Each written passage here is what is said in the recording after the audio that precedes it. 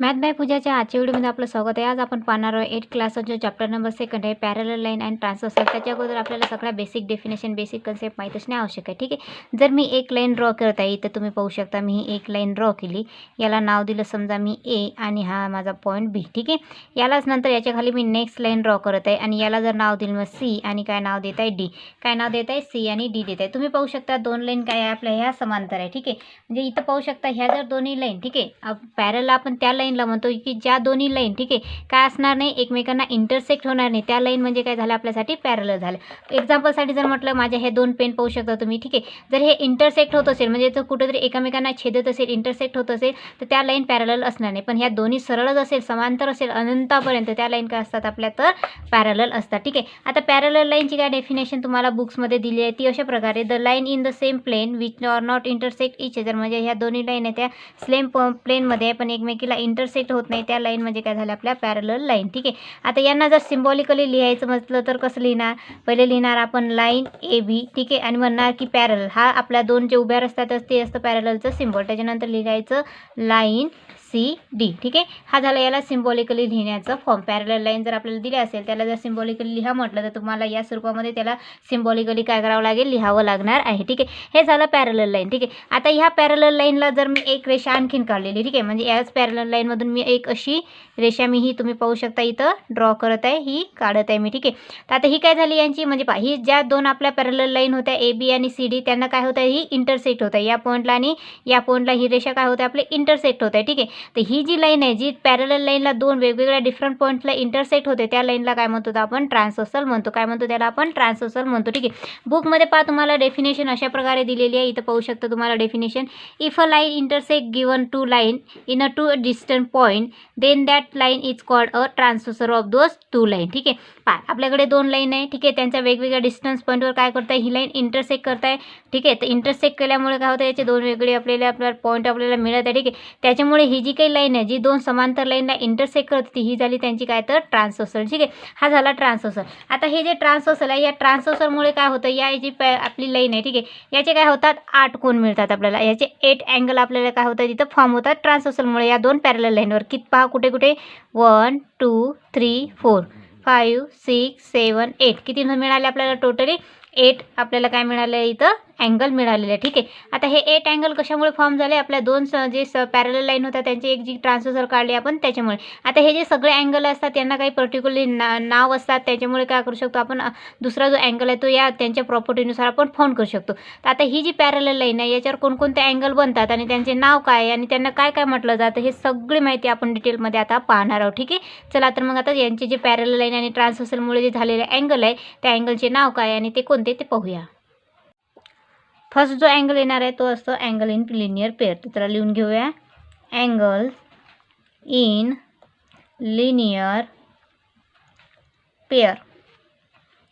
आता angle in linear pair म्हणजे नेमकं काय आहे. ठीक आहे. तर आता हा जो अँगल आहे ठीक आहे अशी जी आपली ही लाईन आहे ठीक आहे असा जो अँगल फॉर्म होतो कितीचा असतो 180चा. कितीचा असतो 180चा. ठीक आहे. म्हणजे जर मी याच्यामध्ये आणखीन एक असा अँगल काढला ठीक आहे असा मी एक अँगल काढते हा माझा अँगल फर्स्ट आणि हा अँगल माझा सेकंड. ठीक आहे. तर काय होणार की माझा पहिला अँगल आणि दुसरा अँगल या दोघांची बेरीज किती यायला पाहिजे माझी 180 यायला पाहिजे. ठीक आहे. म्हणून आपल्याला ह्या ज्या कंडिशनला काय म्हणतो आपण अँगल इन लिनियर पेअर. तर याच्यामध्ये कोणकोणते अँगल इन लिनियर पेअर आहे ज्यांची दोघांची ॲडिशन करून म्हणजे अँगलची ॲडिशन केल्यानंतर काय मिळतो आपल्याला 180. ते अँगल आपण इथं आता लिहून घेणार आहोत. ठीक आहे. चला पाहूया इथं आपण अँगल. तुम्ही फर्स्ट पाहू शकता वरची लाईनमध्ये ठीक आहे हा आपण अँगल लाईन काढले तर आपल्याला दोन भाग झालेले.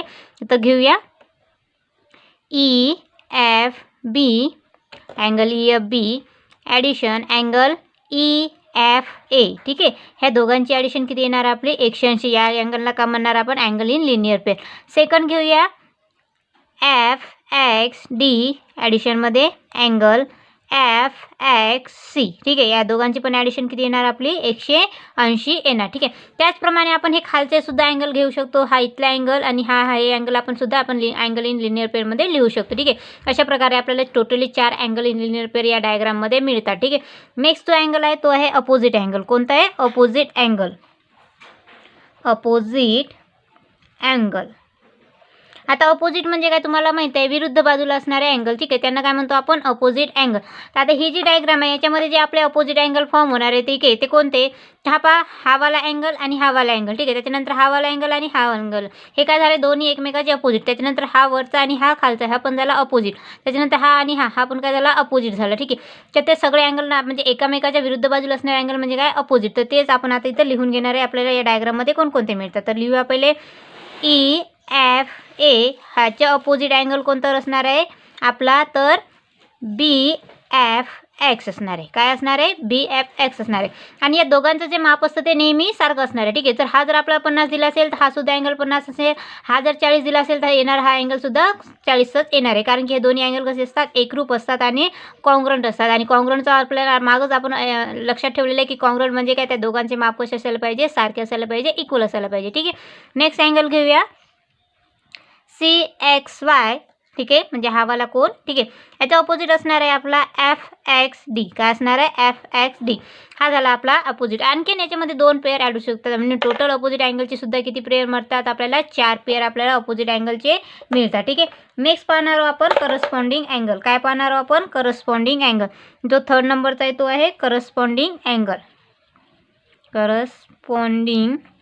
आणि या करस्पॉन्डिंग अँगलची तुम्हाला बुकमध्ये डेफिनेशनसुद्धा दिलेली आहे, जी की अशा प्रकारे तुम्हाला इथं मी दाखवू शकते. ठीक आहे, हा आपला बुक आहे, याच्यामध्ये पाहू शकता तुम्हाला इथं करस्पॉन्डिंग अँगल आणि इंटेरियर अँगलची डेफिनेशन आहे. पहिले पाहूया आपण करस्पॉन्डिंगची डेफिनेशन, जी की अशा प्रकारे, if the arm on the transversal of the pair of a angle are in the same direction and the other arm are on the same side of the transversal, then it's called a pair of a corresponding angle. ठीक आहे, जी आपली transversal असेल त्याची जी arm आहे त्याच्या जे साईडला असणारी जी पेअर आहे, अँगलची जी पेअर आहे, ठीक आहे, ती सेम डायरेक्शन आणि सेम पोझिशनला जर असेल, ते जे अँगल असेल त्यांना काय म्हणणार आपण, करस्पॉन्डिंग अँगल म्हणणार आहोत. ठीक आहे, म्हणजे कसं पहा, आपण आकृतीमध्ये पाहूया. ठीक आहे, ही ट्रान्सव्हर्सल आहे माझी, त्याची लेफ्ट हँड साईड आणि राईट हँड साईडला काय म्हणजे अँगल फॉर्म होत आहे. ठीक आहे, आता या बाजूला फॉर्म होणारे जे अँगल असणार, ठीक आहे, म्हणजे ट्रान्सव्हर्सलच्या एकाच बाजूला फॉर्म होणारे अँगल आणि त्यांची जी जागा आहे, ठीक आहे, जी पोझिशन आहे ती सारखी असेल तर ते अँगल झाले आपल्यासाठी काय, तर करस्पॉन्डिंग अँगल. तर याच्यामध्ये आपल्या अँगलची जोडी होणार आहे अँगल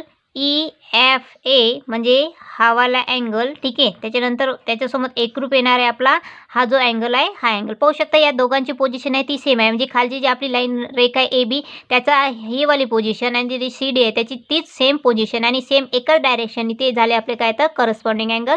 तर अँगल तोच नेक्स्ट काय त्याच्यासोबत अँगल FXC. ठीक आहे, हे काय झाले आपले करस्पॉन्डिंग अँगल. ठीक आहे, आणि करस्पॉन्डिंग असेल तर कॉन्ग्रंटसुद्धा असतात, सेम मार्क सेम काय असतात त्यांचे कोणाचे मापसुद्धा असतात. ठीक आहे, म्हणजे हा जर मला 60 अंशाचा दिला असेल तर हा पण माझा 60चा असेल.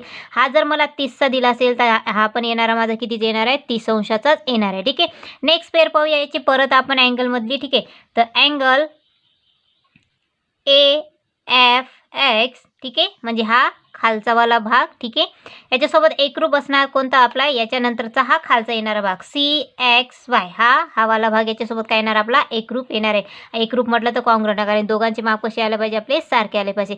असे पण टोटल आपल्याकडे जे आपले अँगल आहे, आपले जी पॅरलल लाईन आणि ट्रान्सव्हर्स फॉर्म होणारे जे अँगल आहे, तर करस्पॉन्डिंग अँगलसुद्धा किती मिळतात आपल्याला या डायग्राममध्ये, 4 मिळतात. ठीक आहे, नेक्स्ट पाहूया तो आहे म्हणजे इंटेरियर अँगल. ठीक आहे, आता इंटेरियर अँगल म्हणजे नेमकं काय आणि ते कोणकोणते ते पाहूया. नंबर 4 वर येणार आहे आपला इंटेरियर अँगल. ठीक आहे, तर इंटेरियर अँगल आपण इथं लिहून घेऊ पहिले हेडिंग, इंटेरियर अँगल. ठीक आहे, आता इंटेरियर अँगल म्हणजे काय याची डेफिनेशन तुम्हाला बुक्समध्ये दिलेलं आहे, तुम्ही पाहू शकता. ठीक आहे, काय दिले आपल्याला बुक्समध्ये डेफिनेशन, पहिले ती पाहू, नंतर डायग्रामवर समजून घेऊया. ठीक आहे, डेफिनेशन आहे a pair of angle which are on the same side. जी अँगलची पेअर आहे ती काय असली पाहिजे, आपल्या एकाच साईडला असली पाहिजे. ऑफ अ ट्रान्सव्हर्सल, कशाच्या, तर ट्रान्सव्हर्सलच्या एका साईडला असली पाहिजे. And inside the given line, आपल्या जे गिवन लाईन आहे त्याच्या इनसाईड म्हणजे आतमध्ये भागाला असली पाहिजे. त्या अँगलला काय म्हणणार आपण, is called a pair of a interior angle. त्या अँगलला काय म्हणणार आपण, इंटेरियर अँगल म्हणणार आहोत. आता या आकृतीवर समजून घेऊया. ठीक आहे, आता ही माझी ट्रान्सव्हर्सल आहे, एक तर याच्या या बाजूला किंवा याच्या या बाजूला काय असले पाहिजे, तर दोन्ही अँगल असले पाहिजे. आणि दोन्ही बाजू अँगल असणार त्यांची जी सेम हे आहे, म्हणजे जी जागा आहे. ठीक आहे, त्याच्यानंतर ती आपली जी आहे ती कशी असली पाहिजे, इनसाईड द लाईन. ठीक आहे, जी ह्या ज्या 2 लाईन आहे त्याच्या इनसाईडला, म्हणजे पाहू शकता हा इथला आणि हा इथला. ठीक आहे, जे क्रॉस बनवले हे दोन्ही अँगल काय होणार आपले, इंटेरियर अँगल आहे. म्हणजे ट्रान्सव्हर्सलच्या एका बाजूला पण आहे आणि ज्या दोन्ही लाईन आहे त्या दोन्ही लाईनच्या आतमध्ये इनसाईडमध्ये सुद्धा आहे, म्हणून ह्या अँगलला काय म्हणणार आपण, इंटेरियर अँगल म्हणणार. ठीक आहे, म्हणजे कोणता अँगल, अँगल AFX हा इंटेरियर अँगल आहे. तर ठीक आहे, दुसरा अँगल कोणता आहे आपला, FXD. एक्स सी, ठीक आहे. कोणता आहे आपला FXC, म्हणजे हे दोन्ही अँगल काय झाले आपले इंटेरियर अँगल. आता हे इंटेरियर अँगलमध्ये एक कंडिशन तुम्हाला माहीत असणे आवश्यक आहे, ती काय म्हणजे ह्या दोन्ही अँगलची बेरीज किती यायला पाहिजे आपले 180 अंश. म्हणजे जर मी घेतला अँगल AFX, ठीक आहे, ॲडिशन घेतले त्याची अँगल FXC, ठीक आहे, दोघांची बेरीज किती यायला पाहिजे आपली 180 यायला पाहिजे, ठीक आहे. ही कंडिशन आहे आपल्या इंटेरियर अँगलची की दोन्ही अँगल जे घेतले तर त्यांची ॲडिशन किती येते ही 180 येते, म्हणजे कॉम्प्लिमेंटरी अँगल आपल्याला मिळतो असं आपल्याला सांगितलेलं आहे, ठीक आहे. ही कंडिशन तुम्हाला 9th क्लासमध्ये याचं पूर्णतः वापर करून तुम्हाला अँगल फाइंड आउट करायचं असतं, ठीक आहे. म्हणून ही कंडिशन तुम्हाला लक्षात ठेवायची की इंटेरियर अँगल जे असेल त्या दोघांची जर ॲडिशन घेतली तर ती आपल्याला किती मिळते तर 180 मिळते. सर समजा आपल्याला यांच्यापैकी एखादा अँगल दिलेला आहे, हा दिलेला आहे आपल्याला 80, किती दिलेला आहे हा 80, तर त्यांनी म्हटलं की FXC हा अँगल कितीचा आहे हे तुम्ही काढा. तर काय करणार 180 मधून आपण 80 वजा करणार, किती मिळणार आपल्याला हा 100चा मिळेल. कितीचा मिळेल 100चा मिळेल, ठीक आहे. त्याच्यामुळे जर आपल्याला इंटेरियर अँगलची ही कंडिशन माहीत असेल तर तुम्ही दुसरा अँगल जो रिमेनिंग इंटेरियर अँगल आहे तो तुम्ही या कंडिशनवरून काय करू शकता फाइंड आउट करू शकता, ठीक आहे. नेक्स्ट आहे आपल्याला अल्टरनेट अँगल, ठीक आहे. आता नेक्स्ट जो टॉपिक आहे तो आहे आपल्याला अल्टरनेट अँगल, ठीक आहे. आता ह्या अल्टरनेट अँगलमध्ये सुद्धा परत 2 टॉपिक पडतात, ठीक आहे. अल्टरनेट अँगलमध्ये सुद्धा परत 2 टॉपिक पडतात. तर पहिला जो आपला अल्टरनेट अँगल आहे त्याची आपण जी हे आहे हेडिंग आहे ती आपण इथे लिहून घेऊया. 5th नंबरवर काय आहे आपला अल्टरनेट अँगल, अल्टरनेट अँगल, ठीक आहे.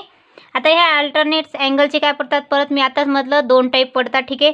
पहिलं जो पडतो तो इंटेरियर अल्टरनेट अँगल, ठीक आहे. इंटेरियर अल्टरनेट अँगल हा पहिला टॉपिक झाला. याचा दुसरा टाईप जो आहे म्हणजे हा पहिला टाईप, आता दुसरा टाईप जो आहे तो एक्सटेरियर, ठीक आहे. काय असेल एक्सटेरियर अल्टरनेट अँगल, ठीक आहे. आता याच्यामध्ये पहा जे अँगल, ठीक आहे, काय असणार ते आपल्या ट्रान्सव्हर्सल लाईनच्या अपोजिट डायरेक्शनला असणार, ठीक आहे. त्या अँगलला काय म्हणणार आपण अल्टरनेट अँगल, आणि त्यांची जी पोझिशन असेल, ठीक आहे, ती पण आपली डिफरन्स असली पाहिजे. जे की तुम्हाला बुक्समध्ये व्याख्या दिलेली आहे अल्टरनेट अँगलची, तुम्ही इथं पाहू शकता. काय म्हटलं आपल्याला pair of angle which are on the opposite side of a transversal and their arm are transversal show opposite direction is called a pair of alternate angle, ठीक आहे. जे आपल्याला अल्टरनेट अँगल आहे, ठीक आहे, ते दोन्ही कसे असतात ते आपल्या ट्रान्सव्हर्सलच्या अपोजिट साईडला असतात, ठीक आहे. आणि त्या अँगलला काय म्हणतो आपण कोणता अँगल म्हणतो अल्टरनेट. पण या अल्टरनेटमध्ये सुद्धा परत 2 टाईप आहे, एक इंटेरियर एक एक्सटेरियर. आता इंटेरियर म्हणजे काय मी तुम्हाला आताच म्हटलं की आतमधल्या साईडला फॉर्म होणारे अँगल, आणि एक्सटेरियर म्हणजे काय तर बाहेरच्या साईडला फॉर्म होणारे अँगल, ठीक आहे. आता याच्यामध्ये इंटेरियर अँगल कोणकोणते असणार आहे ते आपण पाहूया, ठीक आहे. इथं तुम्ही पाहू शकता तुमच्याकडे जे आपले डायग्राम दिलेली आहे मी इथं काढलेली आहे, ठीक आहे. या डायग्राममध्ये या बाजूला म्हणजे हे इथे, ठीक आहे, हा इथे आणि हा इथे, या 2 बाजूला ह्या 2 जागेवर बनणारा जो अँगल आहे ना त्या अँगलला म्हणतो आपण इंटेरियर कोणता अल्टरनेट अँगल. काय म्हणणार इंटेरियर अल्टरनेट अँगल. म्हणजे जर आपला असा झेड तयार होत असेल, आपला इंग्रजीतला असा झेड तयार होते, तर झेडचा या बाजूचा आणि या बाजूचा, ठीक आहे, झेडच्या या आणि या बाजूला तयार होणारा अँगल म्हणजे कोणता असतो आपला इंटेरियर अल्टरनेट अँगल असतो, ठीक आहे. इंटेरियर अल्टरनेट अँगल असतो तो, ठीक आहे. आता हे इंटेरियर अल्टरनेट अँगल जे आहे आपल्याला, ठीक आहे, यांची दोघांची जी मतलब जी मापे आहे जी की आपल्याला दिलेली आहे ती कशी असणार आहे नेहमी सारखीच असणार आहे, ठीक आहे. म्हणजे दोघांचं माप किती आपल्याला एकाचं माप दिलं असेल तर आपण दुसऱ्याचं माप काय करू शकतो इझिली फाइंड आउट करू शकतो, ठीक आहे. तर या गोष्टी तर तुम्हाला लक्षात ठेवणं आवश्यक आहे, ठीक आहे. आता याच्यामध्ये आपल्याला झेड आकृती जे ते मिळणार ते झालं आपलं इंटेरियर अल्टरनेट अँगल. तर आता ते अँगल आपण इथं लिहून घेऊया, ठीक आहे. हे लक्षात ठेवायचं की सिम्बॉलिकली आपल्याला झेड जिथे मिळतो तो झाला आपला इंटेरियर अल्टरनेट अँगल, ठीक आहे. आता तो कोणता होणार आहे अँगल AFX, ठीक आहे. याच्यासोबत कोणता होणार आहे अँगल, ठीक आहे. Next angle FXD. हे दोन्ही अँगल काय झाले आपले इंटेरियर कोणते पण अल्टरनेट अँगल, ठीक आहे. आता पाहूया आपण एक्सटेरियर अँगल, ठीक आहे. परत अपोजिट डायरेक्शनला बनणारे आणि जो आपला जो डायग्राम आहे त्याच्या अपोजिट डायरेक्शनला बनल्यानंतर तो बाहेरच्या साईडला म्हणजे पहा इथे आणि हा इथे, ठीक आहे. हे जे असतात हे दोन्ही अँगल काय होणार आपले एक्सटेरियर अल्टरनेट अँगल. काय होणार आहे एक्सटेरियर अल्टरनेट अँगल. तर ते लिहून घेऊया आपण अँगल AFE, ठीक आहे. आणि त्याच्यासोबत कोणता अँगल आपला येणार आहे त्याच्यासोबत तर आपला हा खालचा अँगल म्हणजे DXY, ठीक आहे. हे दोन्ही अँगलचं मापसुद्धा काय असणार आहे नेहमी सारखंच असणार आहे, ठीक आहे. म्हणजे हा 40चा असेल तर हा 40चा, हा 45चा तर हा 45चा, हा 30चा तर हा सुद्धा 30चा, असं आपली सेम अँगलची ह्या काय असणार आहे इन्फॉर्मेशन असणार आहे. आणि तुम्हाला हेच मापांचं हेच प्रॉपर्टींचा वापर करून तुम्हाला सॉल्व करायचं आहे.